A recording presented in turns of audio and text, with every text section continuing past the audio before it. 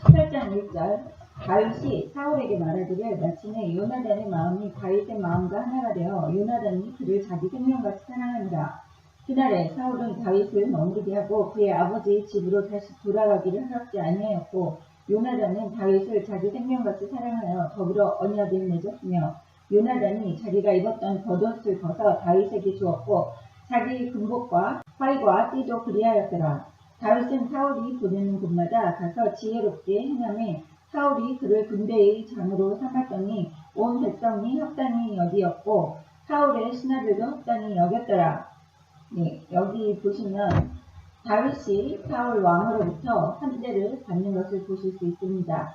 3절에 보시면 요나단이 다윗을 자기 생명같이 사랑하여 더불어 언약을 맺었으며 라고 보실 수 있습니다. 5절에 보시면 다윗은 사울이 보내는 곳마다 가서 지혜롭게 행했다고 해요.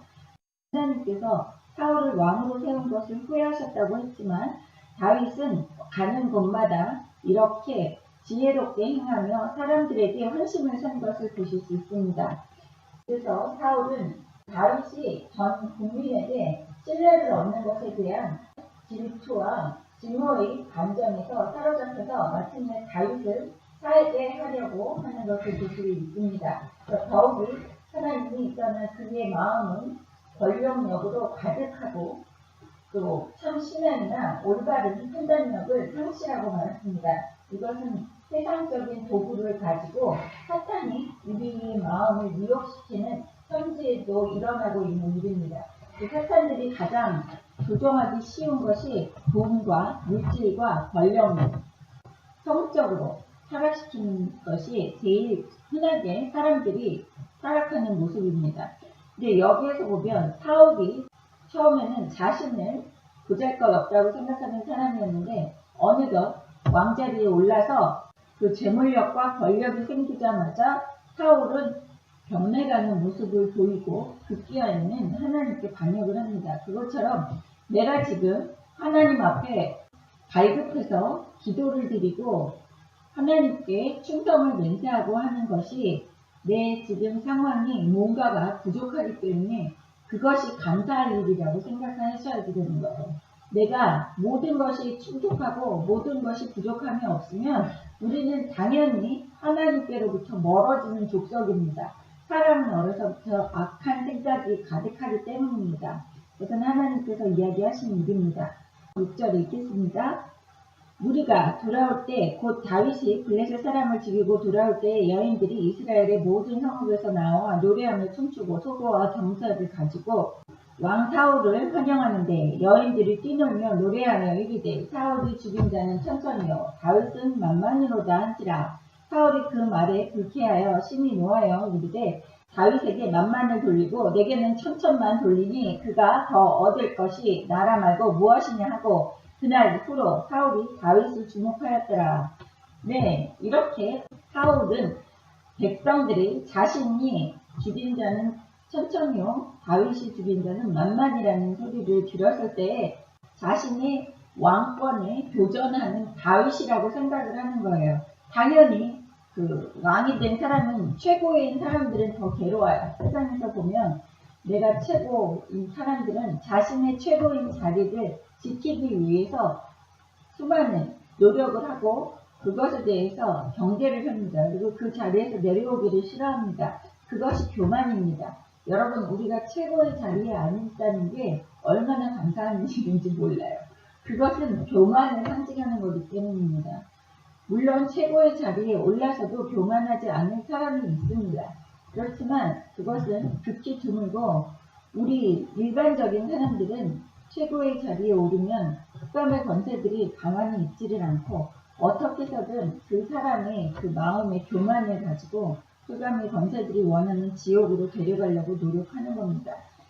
10절 그 이튿날 하나님께서 부리시는 악령이 사울에게 힘있게 내리매 그가 집안에서 정신없이 떠들어대므로 다윗이 평일과 같이 손으로 수금을 타는데 그때 사울의 손에 창이 있는지라. 그가 스스로 이르기를 내가 다윗을 벽에 박으리라 하고 사울이 그 창을 던졌으나 다윗이 그의 앞에서 2번 피하였더라. 여호와께서 사울을 떠나 다윗과 함께 계심으로 사울이 그를 두려워한지라. 그러므로 사울이 그를 자기 곁에서 떠나게 하고 그를 천부장으로 삼음에 그가 백성 앞에 출입하며 다윗이 그의 모든 일을 지혜롭게 행하니라. 여호와께서 그와 함께 계시니라. 사울은 다윗이 크게 지혜롭게 행함을 보고 그를 두려워하였으나 온 이스라엘과 유다는 다윗을 사랑하였으니 그가 자기들 앞에서 출입하기 때문이었더라. 네, 이렇게 10절에 보시면 하나님께서 부리시는 악령이 다시 이야기하는 것은 흑암의 권세들도 하나님께서 부리신다고 저번 시간에 제가 얘기를 했는데 그 부리는 악령이 더 강하게 임했다는 것은 사울이 흑암의 권세에 많은 조정을 당하고 있다는 거예요. 사울이 이렇게 정신없이 떠들어대면 실수가 많다고 그랬죠. 예수님께서 사도행전에서도 입으로 들어가는 것이 악한 것이 아니라 나오는 것이 악하다고 예수님께서 이야기하셨었던 그것을 기억해 보시면 이렇게 정신없이 떠들어댄다. 자신의 속에 있는 악한 것을 내뱉는다는 소리와 마찬가지입니다. 10절에 보시면 평일과 같이 손으로 수금을 타는데 11절에 사울이 다윗을 벽에 꽂아서 죽이겠다고 창을 들고 다윗에게 던져서 2번씩이나 다윗이 피합니다. 그래서 여기 12절에 여호와께서 사울을 떠나 다윗과 함께 계심으로 사울이 그를 두려워한지라. 네, 두려워하는 사람에게도 공격을 한다는 것을 보실 수 있습니다. 그 사람이 나를 공격한다는 것, 이 세상 사람들이 우리 하나님의 자녀들을 공격한다는 것은 우리를 두려워하기 때문에 공격을 한다는 거예요. 내가 안 두려우면 나도 죄가 많아요. 즉, 흑암의 권세들이 하나님의 자녀들을 두려워하지 않으면 공격을 안 합니다. 근데 흑암의 권세들은 하나님의 자녀를 두려워하기 때문에 우리가 시험을 당하고 우리가 흑암의 권세들의 공격을 당한다고 보시면 됩니다. 그러므로 사울이 그를 자기 곁에서 떠나게 하고 사울이 두려워한 거예요. 그거 왜? 몇십 년 동안 전쟁을 나간 사울이 가까운 곳에 있는 다윗을 죽일 수가 없었던 거예요. 2번씩이나 창을 던졌는데 그것을 자신은 느낀 거죠. 아, 하나님의 영이 다윗과 함께 하는구나. 그렇기 때문에 질투와 시기심은 있었지만 하나님을 두려워하는 마음 또한 있어서 죽이지는 못하고 그를 천부장으로 삼았어요. 천부장은 백성을 다스리는 사람이죠. 천부장을 삼으니 당연히 백성들과 대면하는 시간이 많습니다. 사울이 자신의 힘으로 천부장을 만든 것 같지만 이것도 하나님의 개입이 있었던 거예요. 지금 현재를 살고 있는 하나님의 자녀들은 내가 지금 흑암의 권세, 나를 미워하는 사람이 나를 고통스럽게 한다고 하면 그것이 내가 새로운 하나님께로부터 새롭게 축복받는 일이 생긴다는 거예요. 하나님의 계획 안에서 나를 만들어 가시고 나를 높이 세우시는 그러한 계획이 하나님이 있다는 거예요. 근데 착각을 하시면 안 되는 게 지금 내가 하나님께 대한 마음이 어떤 마음인지 알아야지 되겠죠. 내가 재물을 섬기는 마음을 가지고 내가 핍박을 당할 때에 아, 이게 하나님께서 나를 높이 세우시는 계획이구나 이렇게 생각하면 오산입니다. 내가 하나님을 사랑하지 않고 내가 재물을 사랑하는 마음을 갖고 있는데 하나님께서 나를 올바른 길로 하나님이 높이 세워주시는 그 기름 부으는 자리에 올려놓으시겠습니까? 그것은 아닙니다. 내 마음을 우선 점검을 해봐야지 된다는 거예요. 하나님께서 인도하신다는 겁니다. 다윗과 같은 상황에서 다윗은 믿음으로 나와서 그 죽을 고비를 넘겼어요. 당연히 하나님께서 함께 하시는 사람입니다. 그렇게 하나님께서 함께 하시는 사람은 하나님이 하나부터 10까지 계획을 하신다는 것을 여기에서 보실 수 있습니다. 다윗이 모든 일을 지혜롭게 행했다고 그래요. 14절에. 그것은 매사에 어긋남이 없이 하나님께서 원하시는 방향대로 일을 했기 때문에 모든 것이 성공적으로 거두었다는 거예요. 성공적인 열매를 거두었다고 이야기하는 것은 하나님의 자녀들에게는 성공적인 열매는 하나님께 순종하는 삶이 성공적인 열매입니다. 네, 제가 믿음의 열매도 하나님께 순종하는 삶이라고 말씀을 드렸어요.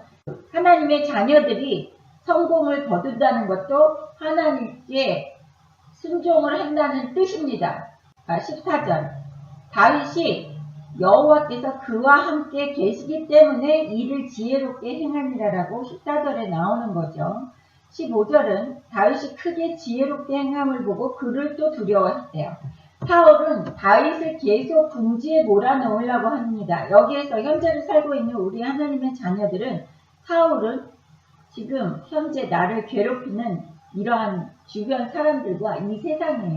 주변 것들이 나를 아무리 괴롭히고 흑암의 권세들이 나를 코너로 내몰고 구석으로 처박아놔도 이렇게 지혜롭게 행한다는 거예요. 지혜는 하나님께서 주시는 선물이라고 그랬습니다. 우리 구약에서 공부를 할 때.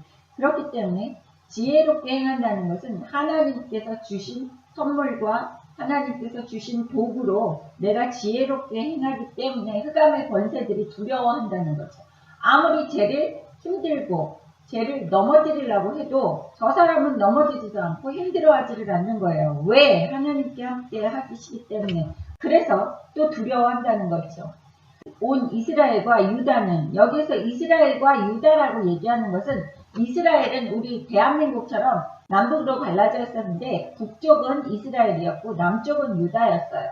그래서 온 이스라엘과 유다는 다윗을 사랑하였으니까 북쪽에 있는 이스라엘 백성들도 남쪽에 있는 이스라엘 백성들도 다윗을 사랑했다고 합니다.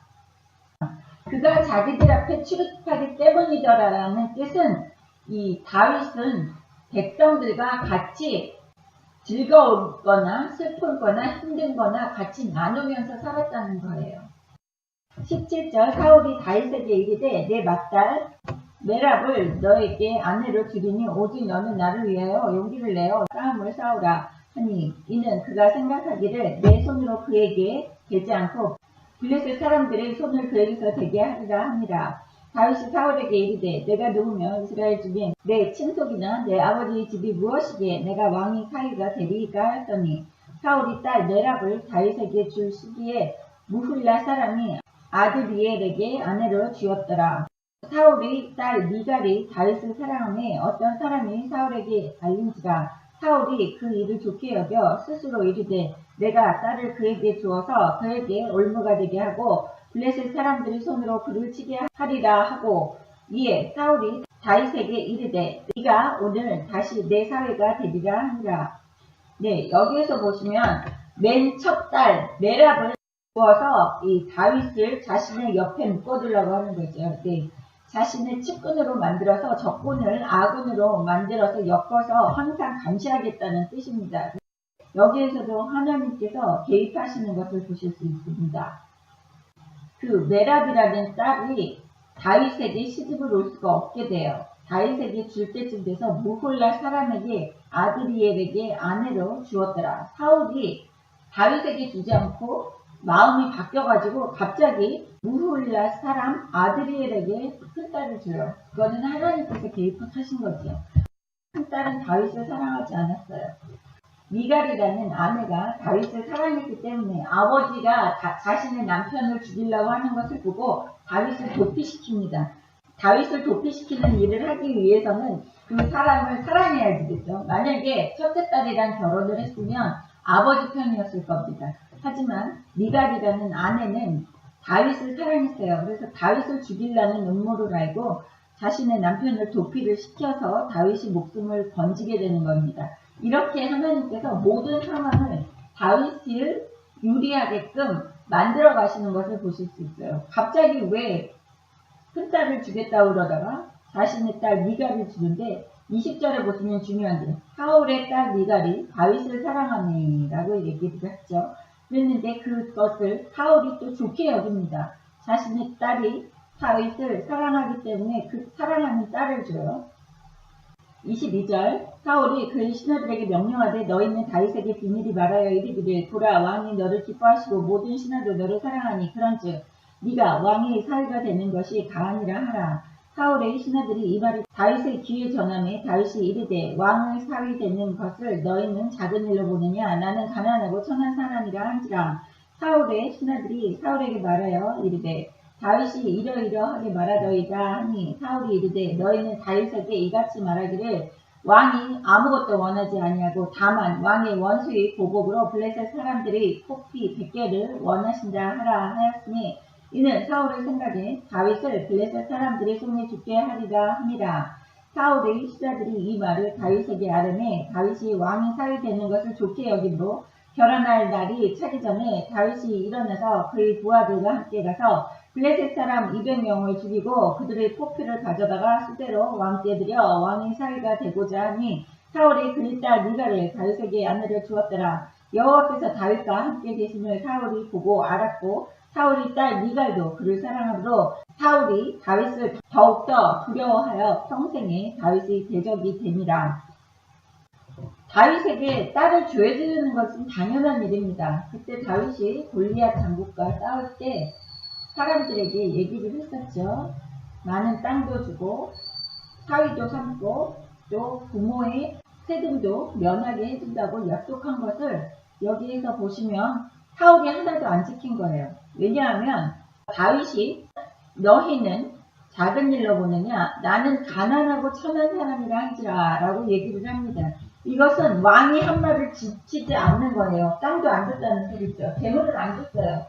블레셋의 골리앗 장군을 죽였음에도 불구하고 자신이 내걸었던 공약을 하나도 안 지켜요. 네, 이렇게 하나님이 같이 하지 않는 사람, 흑암의 권세의 자식들은 거짓말을 일삼아서 하죠. 사람을 이용해 먹고 약속한 것을 하나도 안 지키는 것을 보실 수 있습니다. 네. 사울이 아버지의 세금까지 면제해 줬겠습니까? 절대 안 그런 것 같아요. 사울은 재물을 좋아했기 때문에 아말렉 족속에 탐나는 것들도 모두 자신이 쟁취한 것처럼 다윗에게 하나도 안 한 것입니다. 그래서 가난하고 천한 사람이라고 다윗이 자신의 입으로 하는 것을 볼 수 있어요. 사울이 계략을 세우는 거죠. 또 자신이 당연히 줘야지 되는 것을 여기 와서 이제는 뭐예요? 다윗에게 여기 25절 중간쯤에 보세요. 왕의 원수의 보복으로 블레셋 사람들의 포피 100개를 얻은다. 이게 말이 됩니까? 포피를 벗긴다는 뜻은 하나님의 선택된 백성이라는 뜻이에요. 그래서 그 의식은 아무렇게나 생각 없이 하는 게 아닙니다. 그 포피를 100개를 회열한다는 것은 아주 하나님께는 악한 짓입니다. 다윗이 그럼에도 불구하고 죽지 않고 포피 100개를 가지고 오는 다윗을 보고 사울이 심히 두려워하는 거예요. 29절에 더욱더욱 두려워하여 평생에 다윗이 대적이 되니라. 사위이면서도 대적이 되는 것을 보실 수 있어요. 정략 결혼이처럼 더욱더욱 두려워한다고 해요.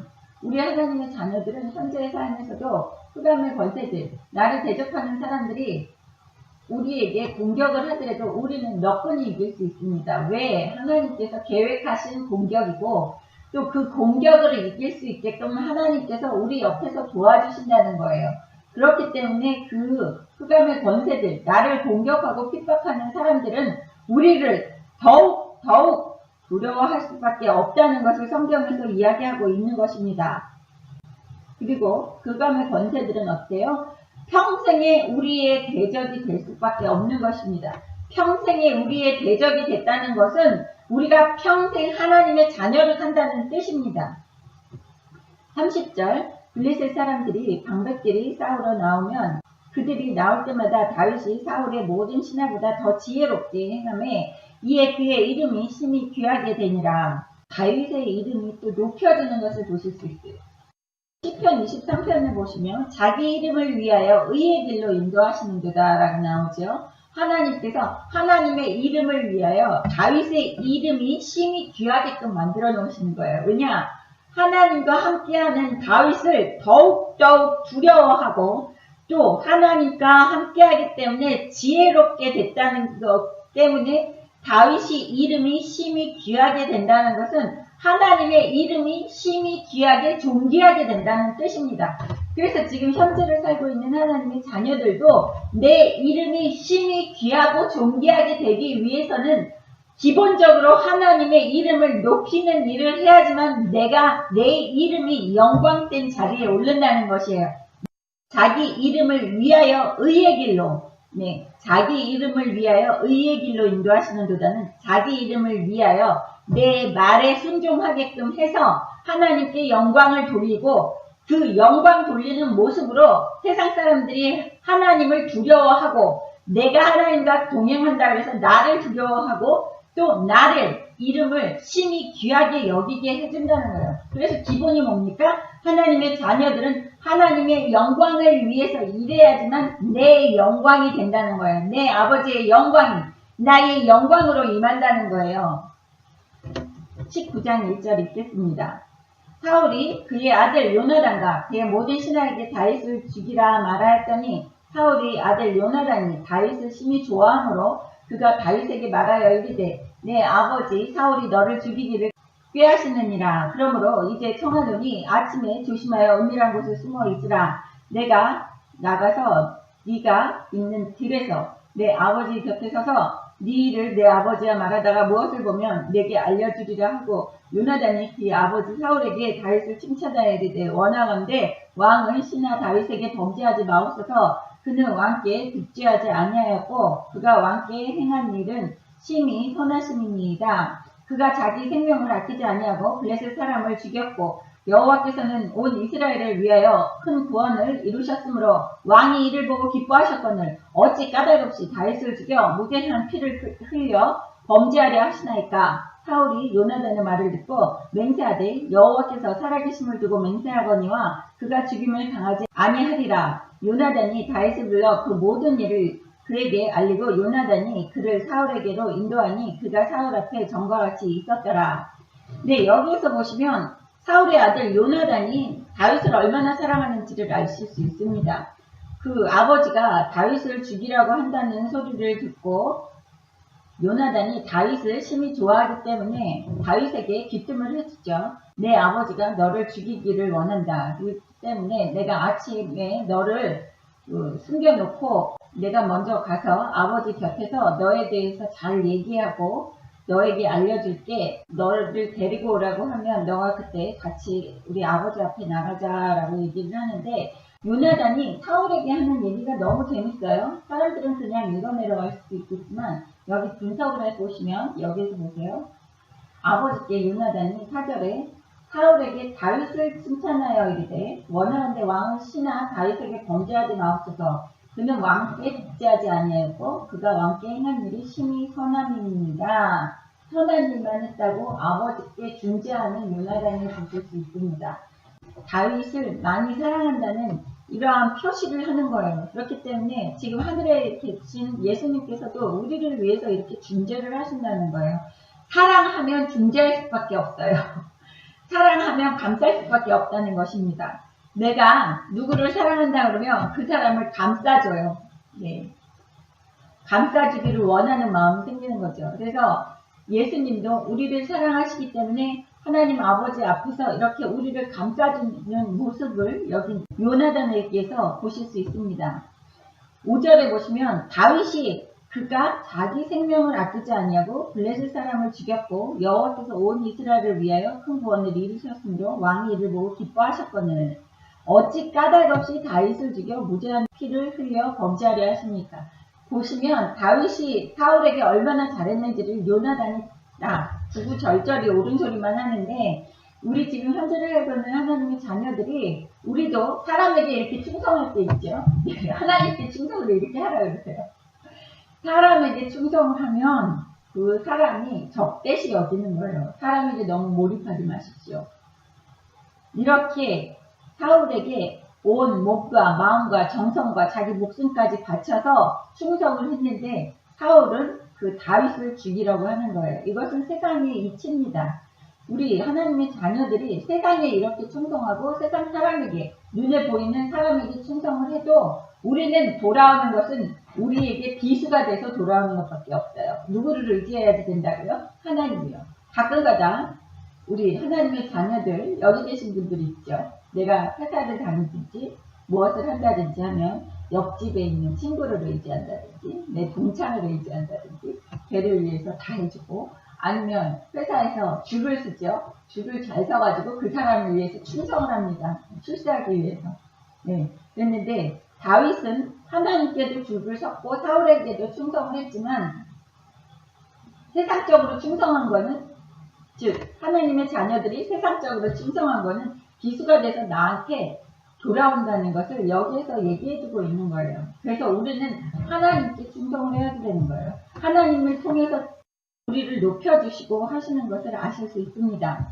네, 이것은 하나님께서 계획하신 일이죠. 또 사울이 다윗을 죽이려고 음모하는 것 또한 하나님의 허락이 있어야지만 이런 음모도 되는 건데, 이것은 이 다윗을 왕으로 세우기 위한 하나님의 계획 안에서 일어나는 음모입니다.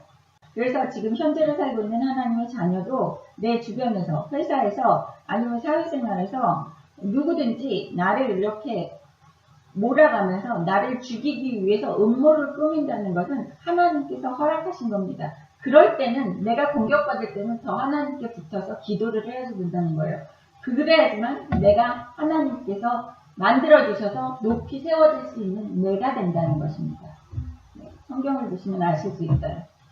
그래서 요나단이 다윗을 불러서 그 모든 일을 그에게 알리고 요나단이 그를 사울에게로 인도하니 그가 사울 앞에 전과 같이 있었더라. 네, 사울 앞에 전과 같이 다윗은 있었지만 사울은 마음이 달랐다는 거예요. 하나님의 자녀들은 어리석어서 이 세상 사람들이 불러서 화평하자고 하면 그런 줄 알아요. 그리고 전과 같이 똑같이 대해줍니다. 근데 그 세상 사람들, 이 흑암의 권세들은 마음이 달라진 거예요. 내가 아무리 충성을 했던 사람이라도 예전과 같이 돌아올 수는 없다는 것입니다. 이것 또한 하나님의 계획이죠. 8절 읽겠습니다. 전쟁이 다시 있으므로 다윗이 나가서 블레셋 사람들과 싸워 그들을 크게 쳐 죽이매 그들이 그 앞에서 도망하니라. 사울이 손에 단창을 가지고 그의 집에 앉을 때 여호와께서 부르시는 악령이 사울에게 접하였으므로 다윗이 손으로 수금을 살 때 사울이 단창으로 다윗을 벽에 박으려 하였으나 그는 사울의 앞에서 피하고 사울의 창을 벽에 박힌지라. 다윗이 그 밤에 도피하매 사울이 전령들을 다윗의 집에 보내어 그를 지키다가 아침에 그를 죽이게 하려 한지라. 다윗의 아내 미갈이 다윗에게 말하여 이르되 당신이 이 밤에 당신의 생명을 구하지 아니하면 내일에는 죽임을 당하리라 하고 미갈이 다윗을 창에서 달아내리매 그가 피하여 도망하니라. 미갈이 우상을 가져다가 침상에 누이고 염소 털로 엮은 것을 그 머리에 씌우고 의복으로 그것을 덮었더니 사울이 전령들을 보내어 다윗을 잡으려 하매 미갈이 이르되 그가 병들었으니라. 사울이 또 전령들을 보내어 다윗을 보라 하며 이르되 그를 침상째 내게로 들고 오라. 내가 그를 죽이리라. 전령들이 들어가 본즉 침상에 우상이 있고 염소 털로 엮은 것이 그의 머리에 있었더라. 사울이 미갈에게 이르되 너는 어찌하여 이처럼 나를 속여 내 대적을 놓아 피하게 하였느냐. 미갈이 사울에게 대답하되 그가 내게 이르기를 나를 놓아가게 하라. 어찌하여 나로 너를 죽이게 하겠느냐 하더이다 하니라. 네, 여기에서 보시면 아주 중요한 말이 있습니다. 7절에 사울 앞에 전과 같이 다윗이 있었다는 것은 수금을 탄다는 것이었죠. 그래서 전쟁이 일어나서 다윗이 나가서 블레셋 사람들과 싸워서 또 그들을 크게 이겼습니다. 근데 이것이 또 사울에게는 질투심으로 발휘가 되죠. 집에 앉았을 때 사울에게 악령이 또 사울에게 접하였다 그래요. 조정을 당했죠. 그래서 다윗이 손으로 수금을 타고 있는데 10절에 보시면 다윗을 벽에 박으려고 했지만 창은 벽에 박히고 다윗은 하나도 상처를 입지 않고 그 자리에서 도망했다는 거예요. 저번에는 창을 2번씩이나 던졌고 이번에는 한 번 던졌을 때 다윗이 알고 도망간 거죠. 아 뜨거. 그러고 이렇게 미련한 다윗을 보실 수 있어요. 사람들은 좀 미련합니다. 한 번 뒤고도 또 가서 그 사람이 나한테 잘해주면 또 혹해가지고 가서 그 흑암의 권세들 앞에서 또 있는 것을 보실 수 있어요. 아, 이 사람 아니다 싶다가 그 사람이 또 환대해주는 것 같으면 또 혹해서 마음이 바뀔 때가 있죠. 절대 그래서는 안 된다는 거예요. 한 번 악하게 된 사람들은, 나한테 적이 된 사람들은 영원히 그 사람이 나 앞에서 적이 된다는 것입니다. 이것은 하나님께서 다윗을 사울과 붙여서 있을 때가 있고 그 사울을 다윗에게서 떼어내실 때가 있다는 거예요. 그래서 우리가 하나님께서 하시는 때가 있다는 것을 성경에서 읽으면서 보실 수 있어요. 사울과 다윗을 붙여놓을 때가 있는가 하면 지금은 사울과 다윗을 떼어놔야지 되는 때인데 다윗이 자꾸 가서 사울에게 붙은 거예요. 네, 혹시나 그러고 가서 또 있었더니 또 창을 한번 맞았죠. 죽지는 않았지만 창을 피해서 그래서 도망가게끔 하나님이 하시는 일이에요. 악령을 가지고 조정을 하시죠. 이제 너는 사울에게서 떠나가라. 네, 그만큼 사울 곁에서 백성들의 환심을 사고 너의 이름이 높여지고 귀하게 여겨지고 했으면 이제 너는 떠나라 이런 소리입니다. 근데 사울 옆에서 다윗이 다시 가서 수금을 타는 그러한 하찮은 일을 하는 것을 보고 하나님이 다시 한번 창을 던지게끔 하는 것이죠. 아내, 다윗을 사랑하는 사울의 딸이죠. 그 미갈이 너 이제 우리 아버지가 너를 죽이려고 그러시니까 너는 오늘 이 밤에 도망가라. 그렇지 않으면 너는 죽을 거다. 그래놓고 여기에 13절에 보시면 미갈이 우상을 가져다가 이스라엘 백성들 그 땅에 하나님이 주신 그 땅 안에 우상을 가지고 있는 것을 보실 수 있어요. 이스라엘 백성들에게 하나님께서 주신 십계명이 있지 않습니까? 그 우상이 그 땅에 존재한다는 거예요. 하나님의 자녀들은 우리 집 안에 내가 하는 내 소유물 안에 내 영토 안에는 내 집 안에는 이런 우상이 있어는 안 된다는 거예요. 이것은 눈꼽만치도 머릿속으로 생각도 말고 네 입에는 다른 신의 이름도 부르지 말라고 하시는 하나님의 질투심을 안다고 한다면 이런 우상을 가져다가 우상이 뭐 남의 나라에 있었겠습니까? 우상이 코앞에 있으니까 우상을 가져다가 침상에 누이고 염소털로 머리처럼 이렇게 해서 이불을 덮어놨다는 거예요. 그런 것은 우상이 곳곳에 있었다는 거예요. 여기에서 볼 때 이스라엘 백성들이 사는 곳곳에 우상이 만연해 있다는 것을 타락해 있다는 것을 보여주는 이러한 단편적인 모습입니다. 그래서 미갈이 아버지한테 잡혀가요. 근데 17절에 보시면 여기 뭐라 그래요? 그가 내게 이르기를 나를 놓아 가게 하라. 어찌하여 나로 너를 죽이게 하겠느냐 하더이다 하니라. 거짓말을 하죠. 이 거짓말은 하나님의 사람을 도피시키기 위해서 하는 거짓말이에요. 바보같이 하나님의 사람을 도피시키고 그래 나 그렇게 도피시켰다 죽여라 하는 그런 뭐 순교한다 그러면서 하시는 분들이 있어요. 근데 그렇게 하시는 게 옳은 방법이 아니라는 거예요. 여기 보시면 그 사람은 나를 죽이려고 해서 놔줄 수밖에 없었어요 아버지 라고 지혜롭게 이야기하는 것을 보실 수 있어요. 이 미갈이 이렇게 다윗을 환대하고 다윗을 사랑했기 때문에 목숨을 구해줬기 때문에 또 이 첫 번째 부인이었죠. 다윗이 왕으로 직이 되고 다윗이 자신의 아내인 첫 번째 아내였던 미갈을 찾아와서 다시 왕비로 세웁니다.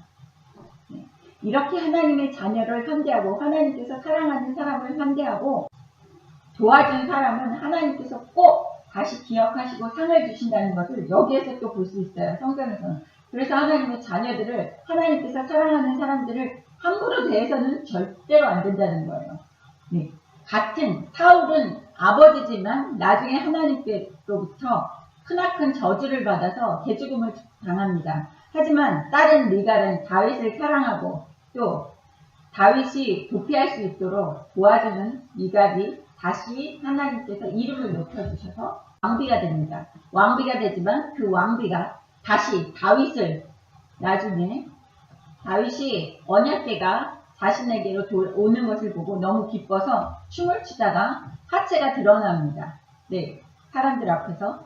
그랬을 때 그 미갈이 책망을 하죠. 왕이 돼가지고 채신 없이 그렇게 춤추고 그래서 사람들 앞에 망신스럽게 한다는 식으로 아내들이 하는 잔소리를 합니다. 그래서 하나님께서 미갈에게는 태를 닫으시고 평생 자식이 없게 하세요. 여자에게 자식이 없게 하신다는 것은 그 이스라엘식 구약에서는 완전 죽은 목숨이나 마찬가지인 겁니다. 그런 것을 볼 때 하나님의 자녀들에게는 함부로 말을 해서도 안 되고 함부로 저주를 해서도 안 되고 함부로 대해서도 안 되는 거예요. 근데 이 세상 사람들이 하나님의 자녀들을 우습게 여겨서 개독교라 그러고 예수 믿는다 했더니 손가락질도 안 하고 예수를 그렇게 열성적으로 믿어. 그러면서 손가락질해요. 예수 믿는다고 하고 교회 다닌다고 하면서도 열성적으로 안 믿는 사람들, 즉 가라지죠. 알곡과 가라지 중에서 가라지들, 독사의 자식들이 예수 믿는 척 하면서 손가락질해. 아니 그렇게 안 믿어도 돼. 뭐 꼭 그렇게까지 믿어. 요새는 그렇게 안 믿는 거예요. 요새라니요. 하나님은 변함이 없으십니다. 처음과 끝이시고 무소부재하시고 변함이 없으시고 늘 항상 같으신 하나님이에요. 그래서 이 성경에서 보시면 하나님께서 얼마나 철두철미하게 자신의 백성, 자신이 사랑하는 사람들을 챙기는 것을 우리는 성경에서 보면 알 수 있어요. 그래서 대충 어영부영 믿어서는 안 된다는 겁니다. 말씀에 목숨을 내놓고 수정하면서 살아야지만 내가 멸시천대 안 받고 이 세상에서 내 이름이 높여질 수 있다는 것입니다. 그것은 오로지 하나님께로 인정받아야지만 되는 그러한 결과물입니다. 18절 읽겠습니다. 다윗이 도피하여 라마로 가서 사무엘에게로 나가서 사울이 자기에게 행한 일을 다 전하였고 다윗과 사무엘이 나엿으로 가서 살았더라. 어떤 사람이 사울에게 전하여 이르되 다윗이 라마 나엿에 있더이다 하니 사울이 다윗을 잡으러 전령들을 보냈더니 그들이 선지자 무리가 예언하는 것과 사무엘이 그들의 수령으로 선 것을 볼 때 하나님의 영이 사울의 전령들에게 임하매 그들도 예언을 한지라. 어떤 사람이 그것을 사울에게 알리니 사울이 다른 전령들을 보냈더니 그들도 예언을 했으므로 사울이 세 번째 다시 전령을 보냈더니 그들도 예언을 한지라. 이에 사울도 라마로 가서 해구에 있는 큰 우물에 도착하여 묻어 이르되 사무엘과 다윗이 어디에 있느냐. 어떤 사람이 이르되 라마 나엿에 있나이다. 사울이 라마 나엿으로 가니라. 하나님의 영이 그에게도 임하시니 그가 라마 나엿에 이르기까지 걸어가며 예언을 하였으며 그가 또 그의 옷을 벗고 사무엘 앞에서 예언을 하며 하루 밤낮을 벗은 몸으로 누웠더라. 그러므로 속담에 이르기를 사울도 선지자 중에 있느냐 하니라. 네, 여기에서 보시면 사울이 도망간 다윗을 쫓아가는 것을 보실 수 있습니다. 다윗을 잡으러 전령들을 보냈는데 하나님의 영이 사울의 전령들에게 임함에 그들도 예언을 하게 됐다는 거예요. 그래서 하나님과 함께 동행하고 하나님께서 사랑하는 사람들이 옆에 주변에 있으면 그 무슨 뜻입니까? 하나님께서 사랑하지 않는 그러한 사람들에게까지도 그 예언을 할 수 있는 능력을 두고 영이 임할 수 있다는 거예요. 악령이 임해서 조종하는 사람에게도 잠시 하나님의 영이 들어가서 예언도 할 수 있다는 거예요. 그러니까 우리가 항상 영적으로 깨어서 이 사람이 악령의 조종을 당하고 있는지 지금 동일한 사람에게도 여기 중요한 것은 계속해서 전령을 보냈는데 예언을 하고 하나님의 영이 일어서 두 번씩이나 전령들이 예언을 하고 세 번째 또 보냈는데 21절에 보세요. 세 번째 다시 전령을 보냈더니 그들도 예언을 하더라. 그래서 사울이 라마 나엿으로 23절에 갑니다. 그랬는데 사울에게도 또 하나님의 영이 임해요. 네, 예전에 하나님의 영이 임해서 왕으로 세웠다가 다시 악령이 들어와서 조정을 하죠. 하나님께서 악령을 가지고 조정을 하셨습니다. 근데 다시 하나님께서 하나님의 영을 부어서 여기에 뭐라 그래요? 23절 마지막에 그가 라마 나엿에 이르기까지 걸어가며 예언을 해요. 그러니까 같은 몸뚱아리에 사울이라는 몸뚱아리에 하나님의 영이 왔다가 그 다음에 전체 악령이 들어왔다가 다시 하나님의 영이 들어왔다가 하는 거예요. 그게 무슨 뜻이냐면 하나님의 자녀들에게는 못 들어와요. 이제 한번 하나님의 자녀들에게는 성령이 딱 자리 잡고 있으면 성령님이 주인이기 때문에 못 들어오게 하기 때문에 악령의 조종을 받지 않습니다. 근데 이 하나님의 자녀가 아닌 사람들, 하나님의 자녀도 아니고 하나님 기뻐하시는 사람도 아닌 사람들은 누구의 조정을 받을 수도 있다는 거예요. 하나님의 영이 왔다가 가실 수도 있고 가신 자리에 악령이 들어왔다가 또 악령이 또 하나님의 영이 또 들어오시고 싶으면 또 악령들을 물리치고 하나님의 영이 마음대로 들어왔다 나갔다 하신다는 거예요. 악령도 마음대로 들어왔다 나갔다 한다는 거죠. 그래서 지금 하나님의 자녀들이 또 많은 교회에서 하나님을 섬긴다는 목사들, 하나님의 자녀들, 다 예수 믿는 사람들이라고 하는 사람들 안에도 이렇게 악령이 들어왔다 나갔다 할 수 있다는 거예요. 네. 그리고 성령님께서도 들어왔다 나갔다 할 수 있다는 거예요. 그런데 우리 하나님의 진실된 자녀들만이 계속해서 붙들고 있는 거예요. 하나님의 성령을. 그거는 어떻게 붙들고 있느냐면 내가 이렇게 사울도 하나님의 영이 들어와서 예언하고 있을 때 회개를 해야 되는데 회개할 수 있는 마음을 안 주세요. 하나님이 기뻐하시고 하나님이 사랑하는 자녀가 아니면 회개하는 마음을 아예 안 주셔서 하나님이 천국으로 안 데려가십니다. 무슨 뜻인지 아시겠어요? 사람들은 착각하는 게 회개도 내 마음으로 한다고 생각을 해요. 사람들은 내 힘으로 내가 생각해서 내가 회개한다고 생각하는데 절대 아닙니다. 회개하는 마음도 하나님이 주셔야지만 회개를 해서 하나님이 다시 용서를 해주시는 거예요. 하나님이 용서하고 싶은 마음이 없으면 회개도 못하시게 하는 거예요. 그 놔두라고 지옥에 가게끔 걔는 그냥 놔둬 이렇게 얘기하십니다. 얼마나 무서운 거예요. 그래서 우리는 끊임없이 기도할 때 하나님 회개하고 애통하는 마음 달라고, 하나님 나에게 회개할 수 있는 마음 달라고, 긍휼히 여겨달라고, 나를 불쌍히 여겨달라고 하는 그 기도가 있어야지 된다는 것입니다. 여기 모든 사람들이 뭐 들락날락 하잖아요. 성령이랑 악령이. 그래서 24절에 보시면 이스라엘 속담에 마지막 셋째 줄에 보세요. 그가 또 그의 옷을 벗고 사무엘 앞에서 예언을 하며 하루 밤낮을 벗은 몸으로 누웠더라. 네, 하루 밤낮을 벗은 몸으로 누웠대요. 하나님이 기뻐하시지 않죠. 하나님이 옷을 입혀주셨어요. 아담과 하와가 에덴 동산에서 추방을 될 때 사람은 옷을 갖춰 입어야 되는 거예요. 사람으로서 살아야지 되면 하나님께서 주신 옷을 좀 가리고 입어야지 되는 거예요. 하나님께서 입혀주셨기 때문에 인간답게 그나마 살 수 있는 것이 옷을 걸치고 있을 때입니다. 그래서 에덴 동산 밖에서는 옷을 입으라고 동물을 죽여서 가죽의 옷까지 만들어서 입혀주셨는데 얘는 벌거벗었어요. 미친 사람들이 벌거벗고 돌아다니잖아요. 네, 그것처럼 여기에서 벗은 몸으로 누웠더라. 그래서 벗은 몸으로 누웠다가 속담에 뭐래요? 사울도 선지자 중에 있느냐 하니라. 네, 사울이 선지자가 아니라는 걸 비웃는 거죠. 예, 걔가 예언을 했다고 해서 걔가 선지자냐? 그 사울이 왕이 예언을 조금 했다고 해서 선지자냐? 아니라는 뜻이죠. 이스라엘 백성들이 코웃음을 치면서 이렇게 속담에 이르기를 사울도 선지자 중에 있느냐 하니라. 선지자가 아니라는 뜻입니다. 선지자가 아님에도 불구하고 예언을 했다는 거예요. 그러니까 지금 우리 주변에 많은 교회나 뭐 예수 믿는 사람들이라고 한다고 병을 고친다고 얘기하고 예언을 한다고 하고 하는 기도원이나 주의 종이라고 하는 사람들 또한 악령으로 조종을 받을 수 있다는 거예요.